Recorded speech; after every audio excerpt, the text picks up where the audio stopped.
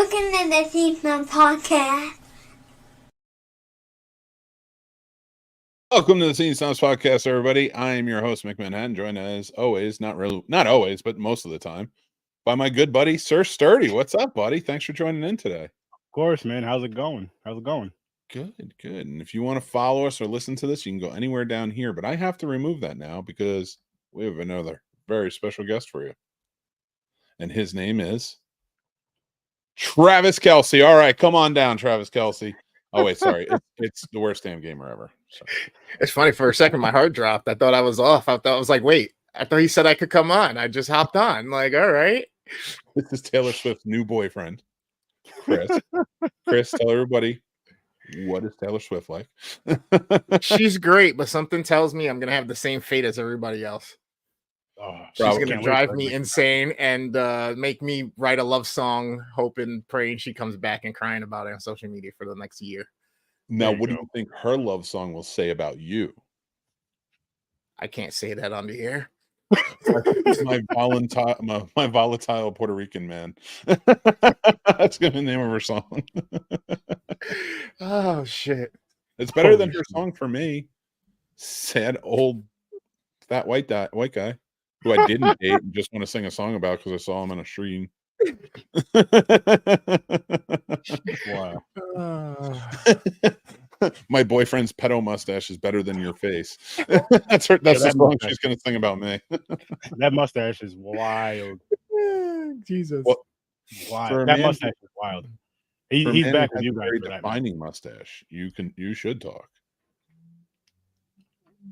You got a good mustache, sir. Wait, you talking to me or Sturdy? Sturdy, not you. You have a goatee. It's like I gotta like shave mine to make it right, and it's gappy and stuff. I gotta use a little Just for Men in some spots to feel like a real man, you know. Oh yeah. After you cut your hair off, just tape it down there, glue it all. Speaking of which, though, you will be shaving this week. It looks like it. I had to put that one up just because you're there. As we have our Casters for a Cause charity script reading, is presented by the Scene Snobs and Horror Sir Sturdy podcast. We are reading Friday the 13th, the first one. We're going to be playing our games. We're going to have prizes. We're going to be doing the whole nine. If you didn't see our weird, crazy Blood Lake read a few weeks ago, it's going to be worth it to join in. We got some great faces and names joining in with us, and Chris is one of them. He is. That was funny. That was a Wilson moment. I know, neighbor. And I'm going to post right now. I'll share it in the comments, guys, but you can find it all over our social medias and more. Is the link to go and donate. It is open all month long until the 31st. So please feel free to jump in there and donate. Yeah, we're almost at the thing, guys. That's awesome. What are we at now? We're at 245. Our goal is 500. That's love beautiful. It. And Wize is here. What's up, Wize? What are you doing, Wize? You want to come on? What's up? I'm hanging out. I'm doing an episode because I don't know if my internet's going to give out at any moment. There you go. They're servicing the area. So I was supposed to have a guest on, and I told him, I'm like, listen, I don't know, because it's not like a you guys type of guest, and that's not a racial thing. So shut up. I know you guys. It's I can ask you guys and hang out. Sturdy's basically a host of the show anyway. Sure.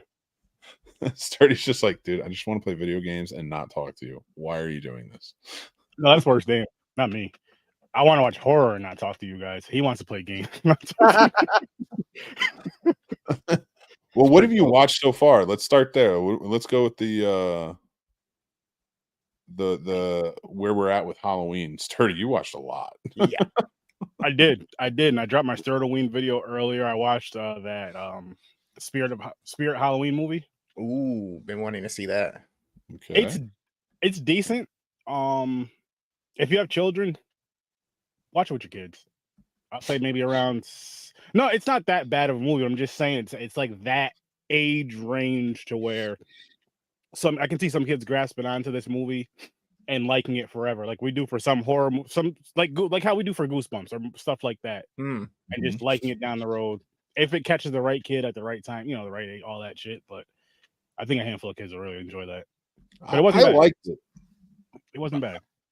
I thought it was a fun, like, again, I don't want to say it's a kids movie. It works. Like, I'm not sturdy, all right, man, Chris. Like, you're allowed to watch the movie without feeling weird. You don't have to watch it with just your kids. He's a stepdad. He knows too. Oh no, you can watch it by yourself happily, and you leave the windows open and you leave the blinds open so everybody knows you're watching that not child's movie with children in it. I did. No. I say that though because like I'm always big on kids getting into horror, and I know parents are different when it comes to letting their kids watch certain movies, and this is one that they can feel comfortable letting them watch. Yeah, I can't watch movies with the screens open anymore, the blinds open. Last time I did that, my neighbors started waving at me weirdly. I couldn't remember what movie I was watching, but I'm sure they were probably turned on. Because you were in a robe, open, I'm sure. Oh man, we got another guest joining in tonight. This is like a Mick at night, not a regular Scene Snobs podcast, but the man is here.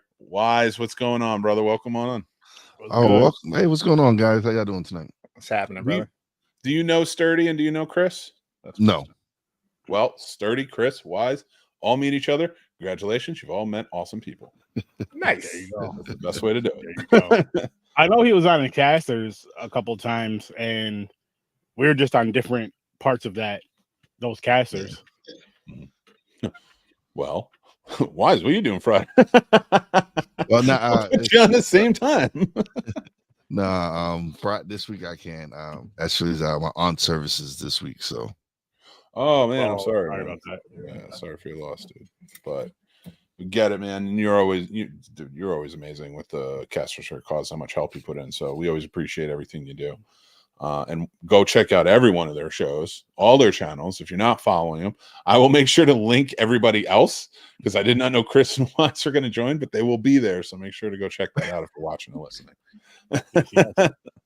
But Sturdy, it might be my old guests' information. So I'll add Sir Sturdy on there too. There you go.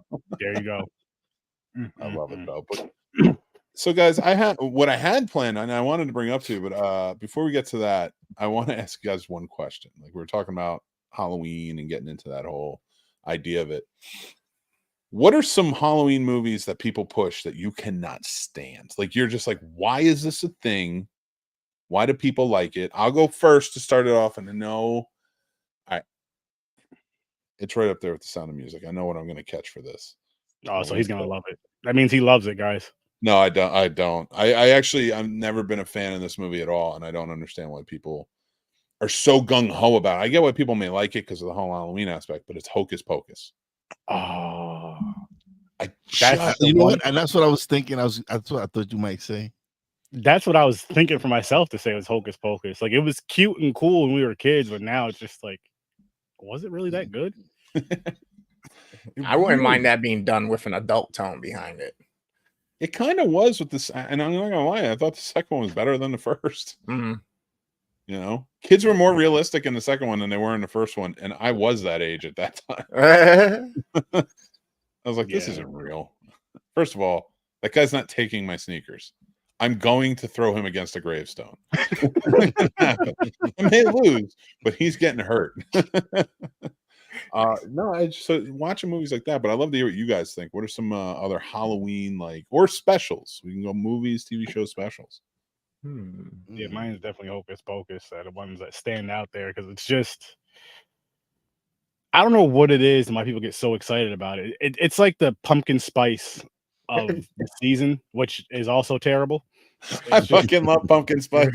Well, Mick, I mean, I know a lot of the Caucasians love pumpkin spice. I put on my Han Solo sweatshirt or sweater vest or whatever, and I go out and get myself a pumpkin spice. Where's Mick going to get some pumpkin spice? I'm not gonna bullshit. Your wife just like, there you go. I don't drink coffee regularly anymore. Nice, but I do during the fall. I watch the leaves change. Pumpkin spice, huh? I put on All Too Well by Taylor Swift. I sit there in my cardigan. You just had to bring Swift into this conversation. I've been hearing enough. I've been like being a football fan. All you hear is Taylor Swift, and Travis Kelce. It's oh my god. I feel bad for her because, like, all she wants. She was so into cheering at those games. She was all about it. Like she was like, I got a guy I'm dating, and he's a football player. She was living a high school relationship where she's the cheerleader, he's the football player. That wasn't I need his money or anything like every other woman who's married to one of those football players probably doing great on their own. And I wish them all the power in the world, but like they are enjoying the football player's money as well. Right? And that's okay because it's a partnership and that's the way it should be. No argument or fight on that. But Taylor Swift's almost a billionaire. And she can play high school all she wants, and people were giving her shit for it. And I was like, this is fucked up. With that though, Mick, I feel like it's more so the NFL's like, all right, listen, Taylor, yeah, we need you to come to the game, sit in the box. It's gonna help our numbers out, and next year's Super Bowl, you got that. There's some deals there though, because it's like as much as they showed her, that was crazy. And then I'm not mad at it though. For as far as his jersey sales going up 400%. People just going. That's what I was gonna say. I feel like that's the administration's ploy. Is like, listen, we need him to play well. Come and support him. We need fans to start buying merch. Start coming to. Go ahead. Please start coming, and we'll give you 3% or 5%. And she's just like, all right, whatever. I mean, I'm dating him anyway. I might as well take a little change too.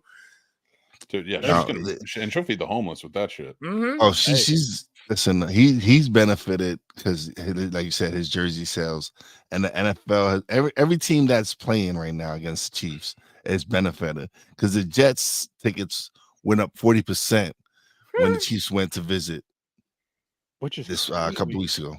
And see the thing, I mean, that's good and all as a business thing, but the thing that sucks about it is like those people that go to see those Jets games all, you know what I mean? They're going to those games all the time that don't have that kind of money, but it's like, oh shoot, X amount of dollars for these tickets. Yeah, we're gonna get those, and then Taylor Swift's gonna be here now. Now they're 500 times. That's ridiculous. That's ridiculous, and it's unfair to the common person. I get it, but I'm like, come on now, people. Let's it is. But think about it. I don't mean to cut anybody off, but I want to let's think about it this way though. If you're putting on if your appearance anywhere brings that much attention to any type of business, I don't care what level it's on, but like her appearance, you like just by the numbers, go ahead and raise the ticket because like if you're gonna pay for it, people are gonna pay for it. Now a football fan, it sucks, but like that's commerce. Bro, I wish she would breathe on me. That's all I want. Like, right. And that's literally, I think, where that comes from is like the innate thought that, oh, I might have an opportunity to see her, or I could bump into her in line or something. This bitch ain't going to get her own hot dogs or fucking soda. She's got a box with concierge. What the fuck are you talking about? They've catered to shit. And I don't blame her at all. And I'm gonna change that up. She's a boss bitch, so let's give her that. I'm gonna call her a bitch. She's getting the right term. Again, ladies and gentlemen, I'm from fucking Brooklyn, so yeah. And she stomps all over New York. She sang a song about New York and made it way more famous than anybody else. Like that's the thing. I have respect for people who do that, who are focused, who work, who create their own stuff, and that's why like I will ardently defend her because she is just like us, and she started out way lower than where we started out, and look where she is now.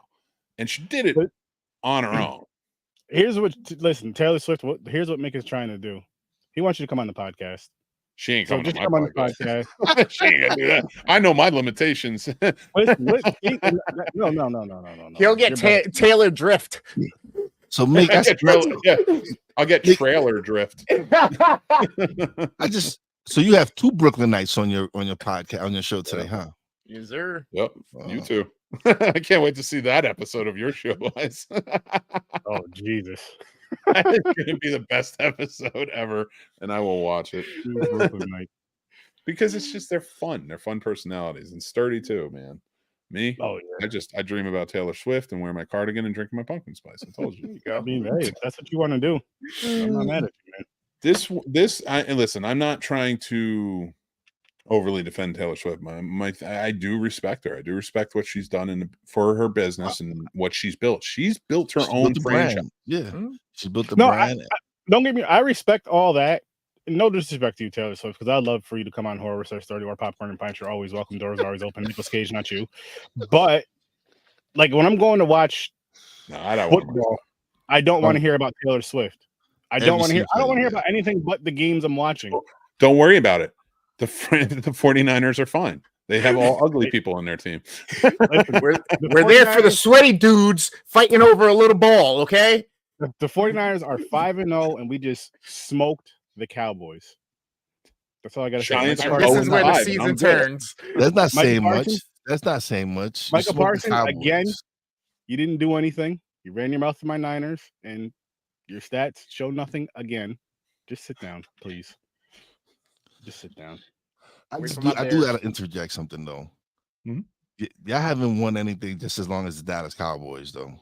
That's true. Yes, but we're a hell of a lot closer. I mean, we knocked out the playoffs the past 2 years. The Cowboys haven't won a playoff games in how long? Well, they won one last year.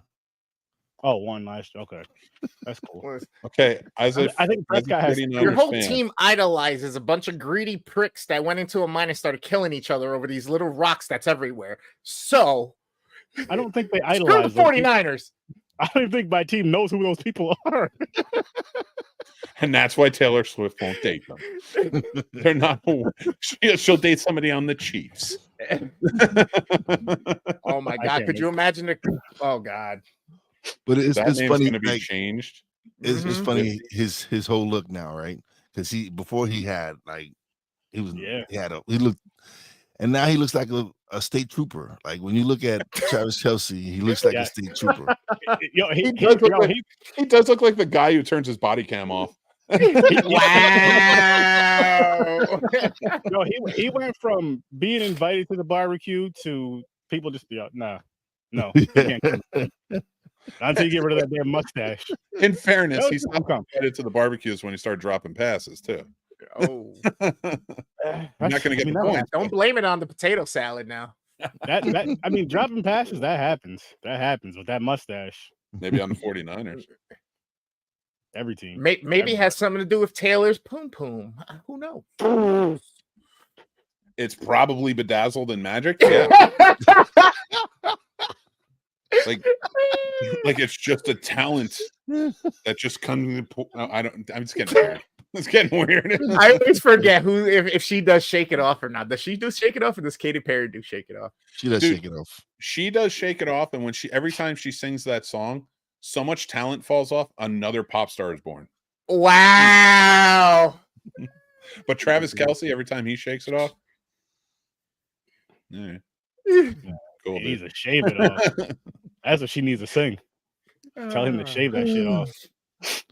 Your tight end's going to get my foot in its ass. That's what her next song is going to be.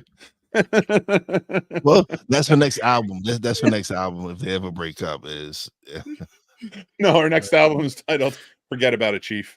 Yeah. Oh, there you go. Snap. You can't handle this.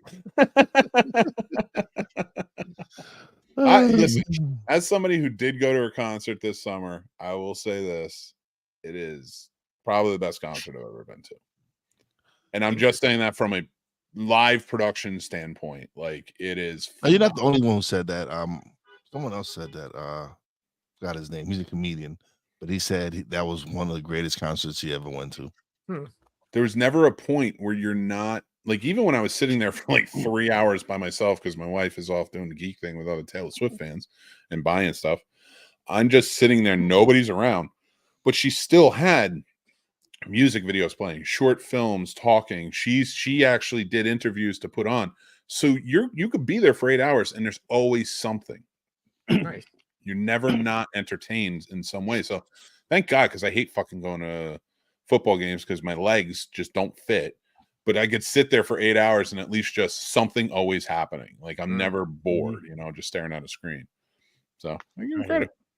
But so you wanted to go back to pick movies? I did. I want to actually. I got mine. Halloween 3. You don't like it? No. Oh, I love that movie. I hate Halloween 3. Now, do you not like it as a movie or as a Halloween? I just don't like. It's just not Michael Myers to me. It's not. I don't care about. It just made no sense. Like growing up, I was like, "Where's Michael Myers at?" And it's just it just didn't do anything for me. Well, if it wasn't a Halloween movie, if it wasn't in that franchise, do you think as a movie you'd like it? Yes, but they can't call it Halloween. Yeah, I honestly, I think at this point, just retcon it and call it something else. Yeah, you can't call it Halloween because Michael Myers is Halloween. Or at least call it like they did with Spiral and just call it Season of the Witch, a Halloween film. Exactly. Something. Yeah. What do you think about that, Sturdy? Do you think changing titles after 40 years works to do something like that? Or do it with the remake. If they do a remake of it, make it an anthology. But see, with that one though, Halloween 3, I used to hate that movie until someone told me to watch it as like a standalone. And then when I learned about the whole how they wanted to do Halloween as like an anthology franchise, which every year would be a different Halloween story, but Michael was so popular, I think the studios wanted to bring it back after part one, because he was going to do one and then a different story every time. Nice. So that's why 3 was made the way it was. Didn't do great, but I hated it too. Because I remember renting it as a kid. I'm like, well, this makes no sense. Where the hell's Michael? Besides when you see him on TV walking down the stairs or something. And I was mad as hell until, maybe 10 years ago, or probably more than that now. But now maybe I might sit down and rewatch it now to look at it from your point of view. But to me, it's just because originally it was supposed to be an anthology franchise. So I would say go in it with that mindset of it, not even watch it as a standalone. And you might still hate it, but you might like it. At least you look. If you do hate it, you'll hate it for itself, not because it was connected to that franchise. Chris, what do you think about it? The Halloween 3 franchise or that part of the franchise? Just that one, yeah. I'll be honest with you. I've seen it probably 2 or 3 times in my whole 38-year existence, and I don't remember it. That's how memorable it is. Yeah, that's fair. I love it. Just don't remember it. Again, though, if they named it something different, I might give it a chance just for the season type deal. Like if I'm scrolling through on a streaming platform and I saw it, if the cover seemed appealing enough and I'm kind of in the mood and I'm kind of need a break from the usual shit that I'm watching, then I might pick it just to be like, all right, what's this about type deal. You know what I mean? Mm-hmm. Yeah. What's a movie for you that, a Halloween type of movie that you were like, it could be gone forever, I'll be good? It's tough because my opinion's a little bit changed. Hocus Pocus was always one of those ones that I was on the bandwagon with, just because people always, Hocus Pocus for Halloween, and I was just like, But Nightmare 2 was for the longest time until this last watch that I was like, all right, I can appreciate it a little bit more. You know what I mean? I can appreciate it. But yeah, that and part 3 of Halloween. Other than that, I can't really think of anything off the top of my head. I'm sure there's something out there, but I can't think of it right now. Well, the cool part about it is we were talking about coming up. This came out of Spirit Halloween and like where that came about. And we talked about Goosebumps. Did you know the new Goosebumps series starts this Friday? Oh, that's fantastic. Oh, sweet. Oh, yeah, the Goosebumps series new one coming out? Yeah, on Disney Plus.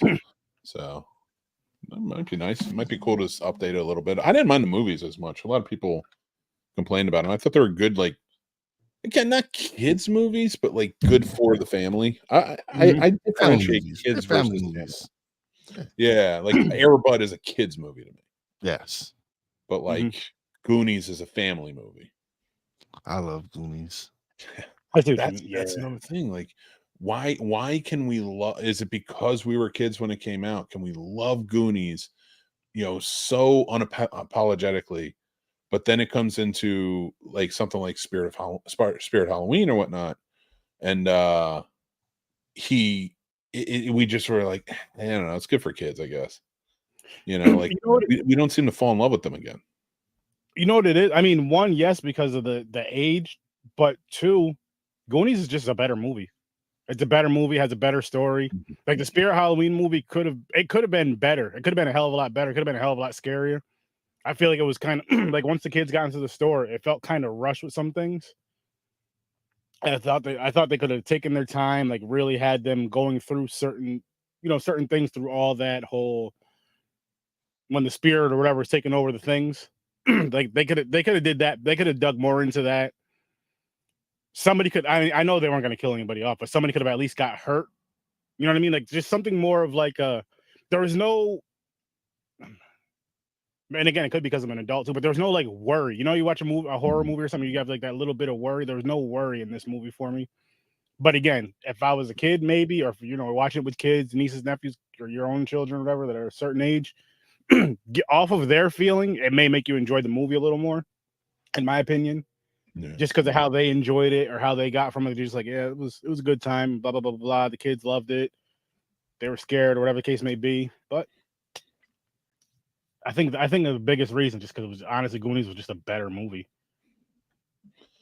Yeah, I mean, yeah, Goonies it's just something special. I feel like really stood out and had that proper amount of like fun kid hangout. But it is a dangerous movie. Like that's another thing about these movies that come out. And I'm sticking more to the Halloween ones because I feel like when you get the kids horror movies around this time, it's easily comparable to Goonies. But I don't think I've ever seen a movie, maybe Monster Squad. Oh, Monster Squad. I keep forgetting that one. But even that, I didn't feel like the kids were ever they were in danger, but I didn't, not like Goonies. Like I feel like one of these kids are going to get shot at any moment. Yeah. like legitimately, like they were just some bad people. And even in the beginning, I've always said this. I was like, this town is the worst town to raise children in.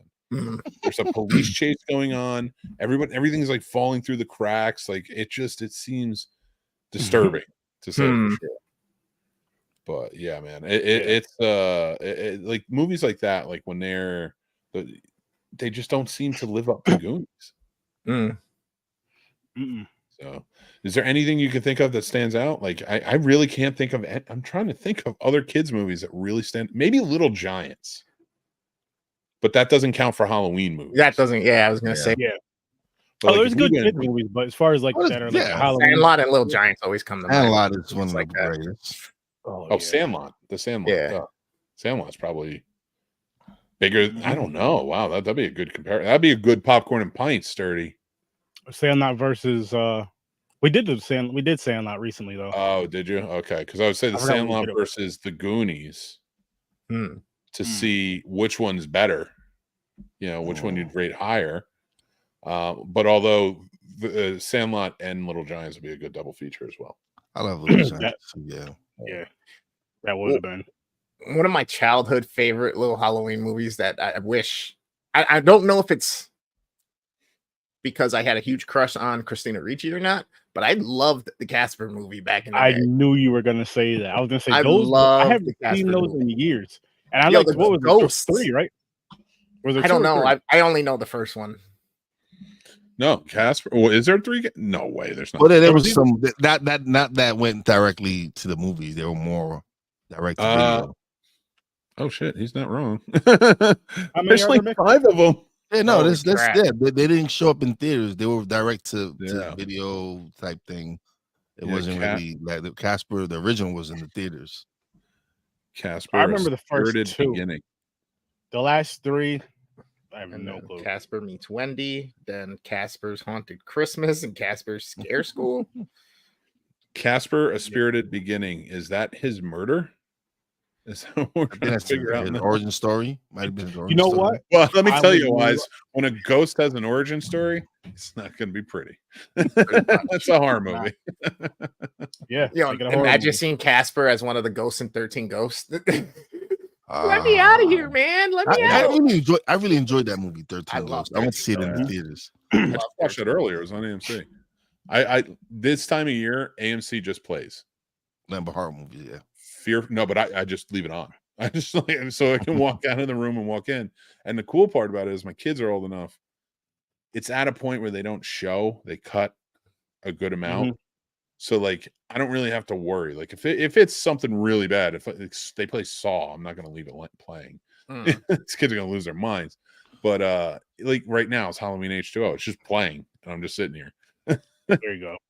But I just never turned it off. It's just been playing all day because like earlier was The Thing, and I'm never going to try and miss watching The Thing. I love that movie. What do you think about Beetlejuice 2? I'm excited for it. I think it's gonna be like Hocus Pocus too. I think it's gonna be a cash grab. I'm tired of reboot sequels. But you did just say Hocus Pocus 2 was better than the first one to you. So perhaps. Yeah. No, and it probably here. No, don't bullshit me. Don't even fucking finish that statement. There's no way I'm gonna say that Beetlejuice 2, I don't care who's gonna be in it, is better than the first one. No. That's another one of those like special movies that just goes down forever. As long as it's not like Coming to America 2. As long as it doesn't please fall victim. don't. Please no. You know, I've never watched that. I've never You're good. It was rough. It's just, to me, it never really, it can't top the original to me. The original was just great. I think I gave it a favorable review when I first watched it, and I watched it like 2 more times after that, and I was like, this just isn't good. I just wish they left the son out of it and made it about the daughter. You know, like if you want to get married, you have to find yourself. If you want to become queen, you have to find yourself a king. So she goes out to do something similar to what her father did. It's a whole different world, wakes her up, but she realizes, I don't want to be or make her gay. She doesn't want a king. She wants another queen. Like, and that just adds that conflict that would bring her dad 2 queens to try and search her out and show her the ropes. You're a fish out of water here. You don't know. I've been here. But now he's 30, 40 years out of it. And he doesn't know what the hell's going on in today's world. And I don't know. I felt like if you took that element rather than just shoehorn in a son, I don't know. It just didn't work for me personally, but I don't know. I feel like with the crickets on that one, I was like, your story is stupid. Stay away. No, I'm processing. I'm just thinking and playing the scenario because I'm like, man, it's like really tough nowadays to do the whole dating game thing because everything's on a fucking app. That would be even funnier. Like he's trying to figure out dating on the app for, with his daughter because like they don't need those things, that those are not necessities in their world. So, and that's what made the first one so wonderful. Everything that was there, they never knew it just because they were so well trained, like the whole family and and Arsenio too, who wasn't family but friend. Like they were so well trained in everything they do. They're so well educated, but they go into this world that's just like, I don't understand any of this because I don't have any necessity for anything you guys live. Yeah. You're like, it's just like, it was so right. God, that movie was perfect. That first movie is just perfect. It's awesome. It's awesome. Now I think about it, I'd love to ask you guys, what's Eddie Murphy's most perfect film? Oh, man. You got so many though, man. He's got so many. Yeah, so freaking. Like one of my favorites is Boomerang. That's a good one. Great. I'm a Beverly Hills Cop guy. Yeah, I was gonna say I love the first one. I love it. I'm in the minority. I love 3 in the fucking theme park. 2. No, I said I was in the minority. He was so mad at John Landis for that. I get it though. I do watch it. I like it. It's a guilty pleasure for me personally. But like, all right, here's the fucked up part, and it fits within your show tonight, Sturdy. I think most 3 movies are good. Okay. I think if you go through and you think about the third in any series, most of 3 is fixing upon what the problems were with 2. It's hilarious because earlier today I was in the kitchen grabbing some water and I was like, as I keep watching the Fridays and the Nightmare on Elm Streets, I really start to see how they start to try to fix certain things and plot holes, and they try to tie things together. And it's like, now we have, from this point on, we have, 4, 5, 6 other movies to come later that now they get to mold to almost that like perfect line. You know what I mean? So I literally understand what that. It's crazy that I had that same notion earlier today. It's fucking dope. Well, even the idea of a sequel though, early on in like the late 70s, early 80s, like that didn't exist. Like you had sequels, don't get me wrong. Yeah. But they were never truly like connected somewhere. And of course, there's always exceptions to the rule. Anybody's listening or watching, that maybe I'm not thinking of at the moment. But for the most part, sequels really got ushered in because of horror. Like to the overabundance franchise portion of it. Like, oh, we can make this many movies and make a ton of money. Yeah, absolutely. Because even like a lot of those movies that had like 2s and 3s that weren't, they were like action movies or whatever else. After the horror movies were doing well, that's when you started seeing like Beverly Hills Cop 2 and Another 48 Hours. Those were like 6 years apart. You know, Texas Chainsaw Massacre 2 came out 15 years after the original. You know? Yeah, and now people are kind of, I think, molded to the notion of the Marvel kind of standard of making sure you're thinking forward ahead enough so that you can have certain substance to keep going. So now they're really making sure that lines add up, characters kind of have certain play off each other or whatnot, or at least room to be able to be a sequel, not just writing something to be the end all and then waiting for a reception of it at the box office or in, you know, people's minds to then be like, okay, the studio's gonna give us more money. We got to figure out a sequel now. You know what I mean? Yeah. That can shoot yourself in the foot though, because like if you don't have, like back in the day before sequels were really like becoming so demanding, where we can make more money. I really truly think, just based off of my own observations, like everybody's speculation or whatever, but I really truly think that a lot of those sequels in the beginning never knew to tie anything in because they never knew they were going to get one, or you know. Whereas now, once it became more in demand, I think people started planning, like you said. But I think what Marvel's doing, they're kind of screwing themselves in this newest phase. Is they're over planning and they're kind of locking themselves into things that earlier on in the first phase or the second phase, like you could kind of wiggle out of, you know, and walk away from it. Nobody was like, okay, you know, like Terrence Howard no longer being War Machine, and Don Cheadle stepping in. Like, now that's a casting, but like there are story things that happen too that like kind of get changed up. Like Spider-Man and all that stuff being added because they didn't know at first. But like, I think that's what these franchises and why we're getting franchise fatigues are doing. They're planning too much, too far in advance, and you stifle writing and creative process that way. It's funny, right? They say, hey, control what you control in life, right? You can't plan too far ahead because life is gonna life. It's just gonna happen no matter what your plan is. And everybody has a plan until you're punched in the face, right? So you punched in the mouth, like Mike Tyson said. So if you are trying to plan stuff that far ahead, you know, you can run into that issue. But as of today, I was watching for Sturdy's podcast, Friday the 13th, part 3, Nightmare on Elm Street, part 3. And then I said, screw it. I went to part 4s for both of them. And now I'm ready to go for Thursday. But I did see how both those directors and writers, you can tell where Wes Craven really did have a lot of stuff kind of in mind already and given the opportunity now to flesh out certain things. And then Sam Cunningham, or is it Cunningham for Sean Cunningham? Sean Cunningham. You can tell because every single one starts where the other one ends and has some type of a loop back at some point to something that happened either in the one previous or the one prior to that one, that now you can tell, okay, so not for nothing, they may not have been prepared, but in their mind's eye, they kind of already had a vision and kind of knew what they kind of wanted to do. And now they were given the opportunity. So they said, let's do this. You know what I mean? Yeah. I mean, that's a great point. And one thing I like about that is, so like Sean Cunningham, he had the foresight to just be like, and I maintain that he had the foresight to do this because he wasn't as talented of a filmmaker, because he wasn't a writer. He's a director, and he really was more of a producer than he was a director. But when he stepped in, I think that was like the easiest way to connect everything. Okay.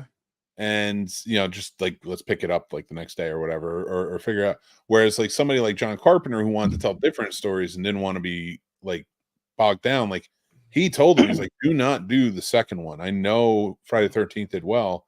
He's like, make this an anthology, which is what we talked about in the beginning. And it will be good. It will be fine. We just get rid of Michael Myers, and then we don't set that precedent. If 2 didn't exist, everybody would have loved 3. You know, because it was just such a different movie. And if that precedent had been set, and you know, going forward with like Sean Cunningham, like he made I argue that Friday the 13th is one of the best put together franchises because it's simple. You can add a lot of layers. You can put a lot of legacy to it, but it's simple. There's not too crazy. Jason's going to kill people. That's it. Even the fifth one, somebody dressed up like Jason's going to kill somebody. Whereas like Wes Craven and what happened with like Freddy, he wanted Freddy dead. He hated that ending where she gets pulled through the window. He wanted him gone. That was it. Done, dead. We told the story. Let's move on. Robert Shea, who owns New Line, stepped in and was like, nah, man, Freddy's going to make us a ton of money and we got to keep him going. And so that's why they had a big fight and Wes Craven left. But when he came back to the third one, that was him stepping in with the story. He wanted Heather Langenkamp's Nancy, to be back. He didn't want him taking Freddy and all this big journey. He wanted a proper ending for her if they're going to keep going with Freddy. And that's why she only appears in the Wes Craven movies. Mm-hmm. I like the New Nightmares. Yeah. She comes back for New Nightmare, and even that he was like, we're going meta and she's gonna play herself and this is how we're gonna do it. And that's why I respect about him. He stuck to his guns. John Carpenter, the Sean Cunninghams, like I respect them as producers because like that's the goal, make franchise, make money.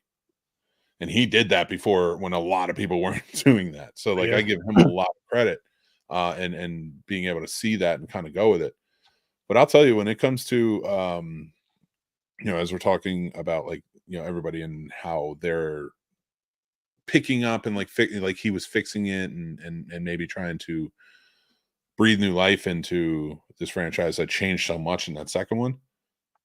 It's the third that everyone's going to try and fix the third one because if the second one is critically not good, you are going to try and fix that second one. And even like take Star Trek movies as an example. That first one was exactly what everybody in the Star Trek fandom did not want. So that's why we got the second one. It's like we want more Star Trek and Star Wars combined. So like that's why we got Wrath of Khan, which arguably the best version of the movie. Altamont killed it, and that's why the third one sucks in my opinion. Search for Spock. I like it. I like it personally, but it has a lot of problems. It goes a lot of different directions. It shouldn't, but thinking about it from that perspective, you have all of these these people who come back and they do it, and then they make that second one so great, and then they're coming back for the third one, but they've already shoehorned it. They killed Spock. They did all this stuff, like, and now they're just like, okay, well, let's bring him back. Let's go search for Spock. And it's like you kind of went all over the place with it. You should have just kept them alive. But that's how you kind of shoot yourself in the foot when you're course correcting. I know Sturdy's got a show at 8 and most of us are all on it. Wise. You just met Sturdy, that's why. But we are going to switch up a bit. I don't know if you guys want to talk about this. I was going to talk about the Face of Horror debate. Let's go. Get into it quick. So how many of you guys know about Face of Horror out there and what's going on with them? I think Sturdy, were you part of it last year? No. I think I was going to, and then when I heard the rumors and stuff of it being fake, at the one point I was just like, all right, I'm just not even gonna mess with it and just stayed away from it. So my biggest argument with it, and I'm gonna ask you guys too what you guys think about it, but like I know crunch for time. So my biggest argument with this is all I kept hearing last year was fake because you have to buy votes. But I knew early on you didn't have to just buy votes. If there's a free option, it's not a scam. If there's no free option, it's a scam. You have to enter your credit card in anywhere. And now a lot of people are pissed because it's either if you want the free vote version, you have to enter a credit card, or you can do it through Facebook. I get it. You're going to follow the page. That's what they want. They want it put out. So like it's all the same shit that everyone does when they're putting their shows out there, doing this, doing that. And what really ticked me off last year, because like I was trying to tell people, I'm like, you guys are bluntly calling this a scam without any evidence or knowing. And so I started digging and I'm like, is this? And then of course it's the first year, so you're not going to know until there's a winner if this is an actual scam or not. That's true. Now, from everything that I've looked at and I've read, and I've watched a lot of videos and read a lot of stuff, there's no argument. From what I understand and everything I looked at and I looked in depth, she won, and I'm not going to put her name out on a show like this, but the winner from last year, she won and there was no issue. There was no argument. There was no saying. I don't think she overly broadcast that she won because everybody was calling it a scam. So I don't blame her. But that's speculation. But she won, and I didn't hear any argument about like I didn't get what I was owed or this, that, and the other thing. No posts or anything. So stepping into it and listening to people bitch and moan, because I was in it this year, I'm like, what is this about? What is going on here? Because I remember last year everybody was bitching that you have to buy votes. That's what it was reading the headline and running with it. And I was just, and I kept telling them, I was like, no, there's a free version. If you have Facebook, there's a free version. It's not a big deal. And everyone's like, no, it's a scam. It's a scam. Well, what's your proof? That's just a scam. You have to buy votes. Well, you don't have to buy votes. You can do it for free once a day, every day. Yeah, it's a scam, though. You got to buy votes and want money, and they're not even giving it to charity. How do you know they're not giving it to? And then, like, these questions just keep coming up, and there's no answer. I have not gotten any answers. There's never been a shred of proof given. I have not seen anything. Now, if I'm missing something, please send it to me. And anybody watching, please send it to me. But better have proof on it, because if there's no proof that says this is a scam, the winner says it's a scam, or people know for a fact and can hold up solid proof. Shut the fuck up. Who cares? Like, this is, what are we canceling here? Because you're losers? And I'm not losers in life, but no, yeah. You lost the contest, so you're crying about it? Yes, I got into this thinking, like, I'm not a face of horror. I have a horrible face, but I'm not a face of horror. But I'm going to just jump in and have some fun with it, because it seems like everyone who was ignorant to the scam talk last year had a good time with it. They didn't bitch, they didn't moan, they just shared their stuff out. And now everybody's again bitching about it. And I asked everybody who bitched to me about it, I was like, are you in it this year? No, it's a scam. Then shut up and let me have fun. Right. I heard you. I saw all of your posts last year. I saw all of your posts this year when they came back. Because I have never met a con man in my life who's so good that when you say, and the entire internet collectively of losers who are mad that they didn't win, now I'm calling them losers, are mad that they didn't win, are bitching that it's a scam. And it's just like there's YouTube video after YouTube video about how it's a scam. And they talk to all the contestants and they know how it's a scam, but there's no evidence to just say how it's a scam. All of this shit that I've seen, and not one, and this guy brings it back. Right. He doesn't rebrand it and call it something else. Like, if he brings it back for exactly what it is, and Kane Hodder comes back, you don't think Kane Hodder heard that it was a scam? Right. Yes, I hate to break it to you all out there who are watching and listening, and whoever joined up and thinks it's a scam. And I want to hear what these gentlemen have to say, so I'm going to go to that. But I just want to say one thing to you guys. Let it go. You lost. You didn't get the votes. You didn't have enough money to buy the votes. It is what it is.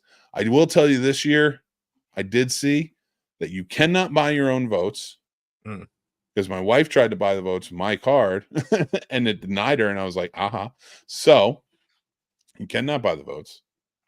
I'm sure there's some way around that. There's always some way around that shit. But you cannot. You can vote for free. I can show you where you can vote for free, and it's one daily vote a day, and it's fine.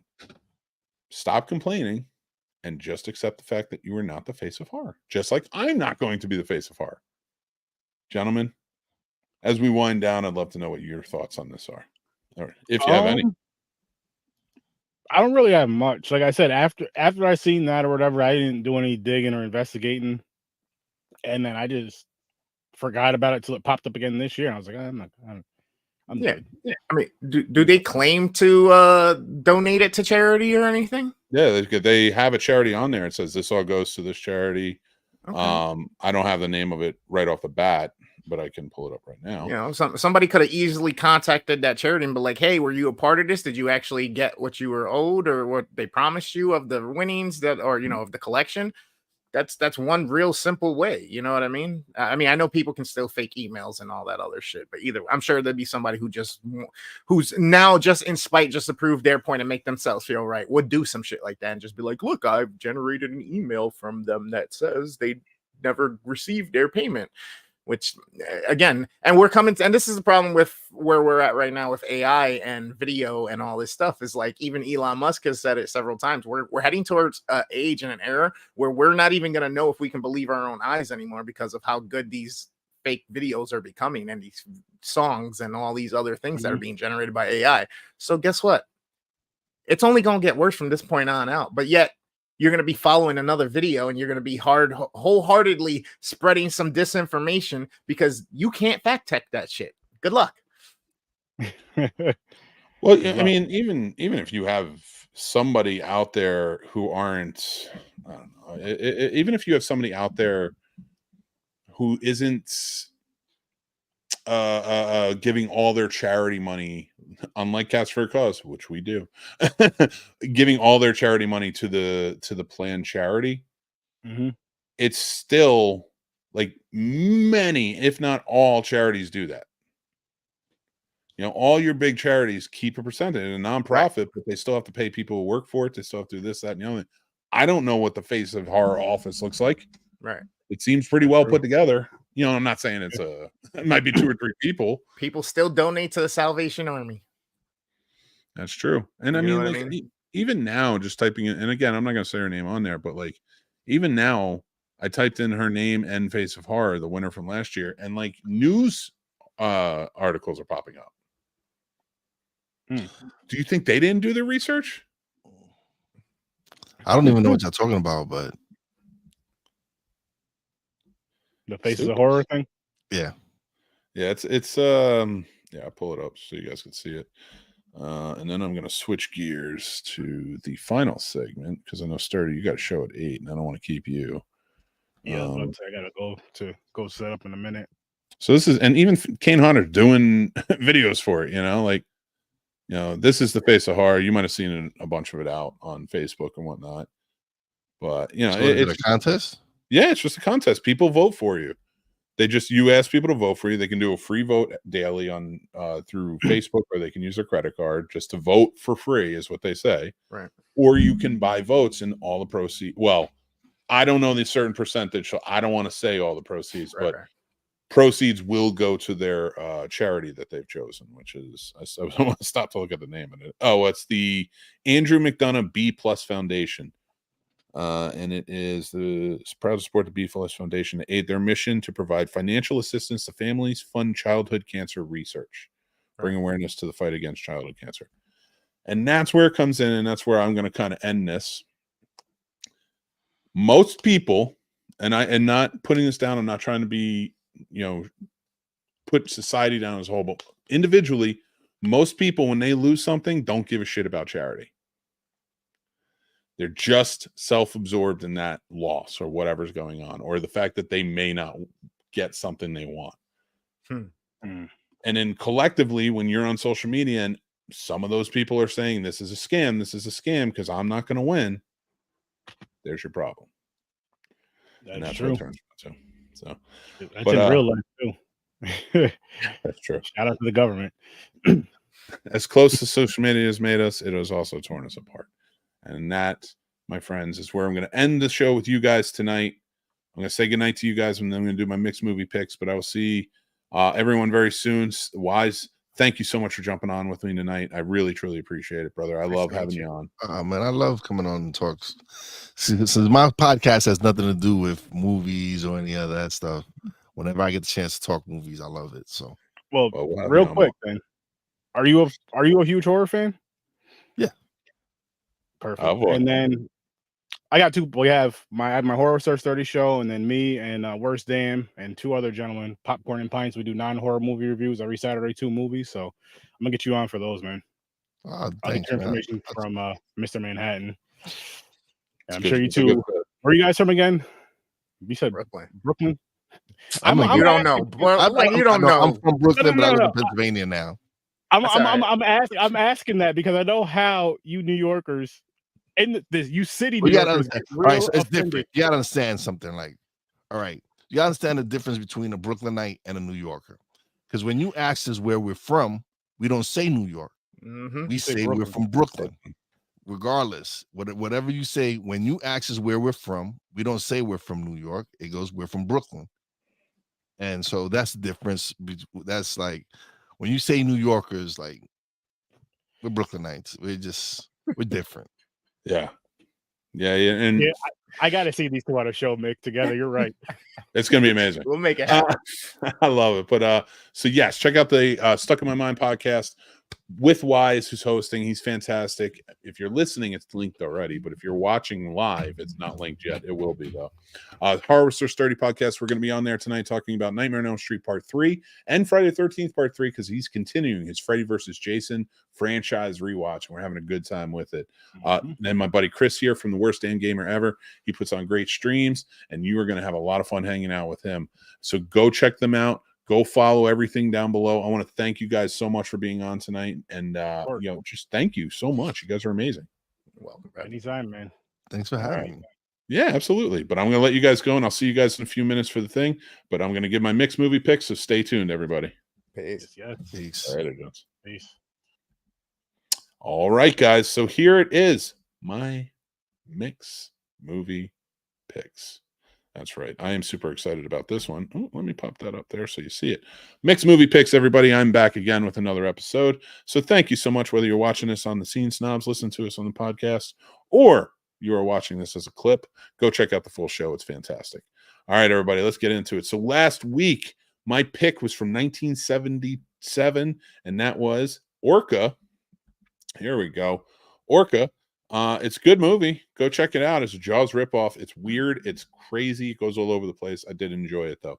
But this week's pick is from the year 2002, and it actually wasn't voted on. It was written in, and it was written in with a furious fervor.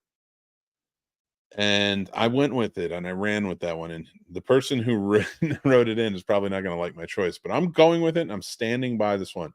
This was a Hollywood video find. I saw the straight-to-video sequel to a movie I really liked, John Carpenter movie. So when I saw it, I was like, all right, let me go in. I really like the guy who's starring in the movie. He's one of my favorites, being from Jersey.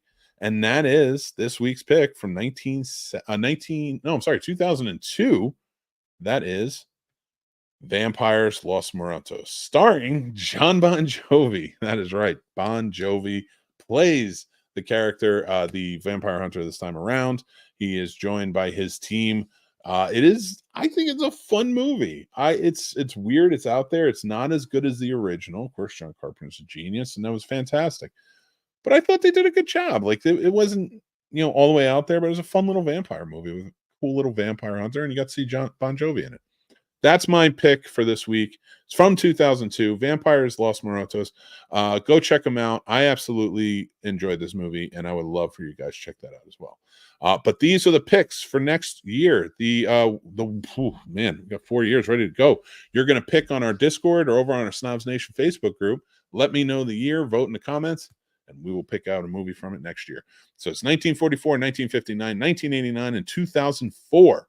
That's right, everybody. Thank you guys so much again. I do want to remind you, this Friday, October 13th, we have Casters for a Cause charity script reader, Friday the 13th, and all proceeds, 100% of them, with the exception of whatever GoFundMe fills out, is going to go straight to All for Lunch, which is an organization that wants to end school lunch debt, something we believe in, Sturdy and I. So we went with it, and I cannot wait. So it starts at 7 p.m. We have a great lineup of a cast for it. We have a lot of games, prizes, and there's audience participation in it. So please make sure to check it out. Remember, tonight I continue on with Sir Sturdy's episode. It's his Friday the 13th. Freddy versus Jason, I should say, is really what it comes down to. And let's see if this works. It's not working. I don't know what's going on. Here we go. There we go. So Tuesdays and Thursdays all month long for 9 weeks. Freddy franchise versus Jason franchise. Tonight is part 3. Go check it out. We were doing Nightmare on Elm Street 3, and we were doing Friday the 13th part 3. So thank you guys so much for joining in. I'm Mick Manhattan from the Scene Snobs. Make sure to hit that like button, hit that subscribe button, and hit that little bell so you know when more episodes of Scene Snobs Podcast and more come out. If you are listening to this, please hang out. We are, please make sure to join up with the Snobs Nation. Hit follow, hit like, rate, and review us. It really helps us go a long way, and we truly, truly appreciate it. A few kind words really can help in a big way. So thank you guys so much for hanging out with me tonight. I can't wait to see you on Friday for our next big live event. But until next time, be kind, stay spooky, and take care.